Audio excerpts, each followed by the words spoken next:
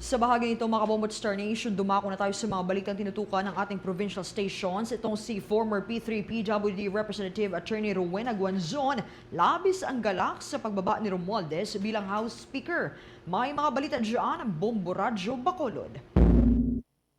Ikinagagalak ni former P3 PWD Representative at former Comelec Commissioner Attorney Rowena Guanzon ang pagbibitiw ni late 1st District Representative Martin Romualdez bilang House Speaker. Sa panayam ng Bombo Radyo Bacolod kay Guanzon, labis ang tuwa nito sa pagbaba ni Romualdez sa pwesto na ayon dito ay suportado ng halos lahat ng buwaya sa Kongreso. Dagdag pa nito na habang gutom ang mga tao, sila na nasa kapangyarihan ay hindi man lang nahihiya at nagagawa pang magnakaw. Ayon dito, matagal na nitong tinutulak na paalisin sa pwesto si Romualdez simula pa lamang nang ipinasok nito sa General Appropriations Act o GAA ang mga ayuda at flood control projects na ginagamit upang pagnakawan ng mga mamamayan.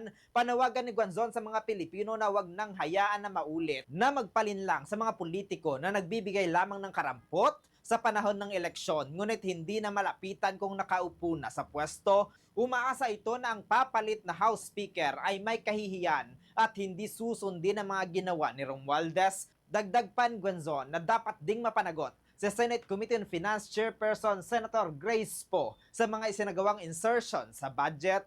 Number one, click na si BBM. Number two, si Secretary Dizon, may marching orders BBM na zero ng flood control. Number three, hindi na kaya ng tao insertion.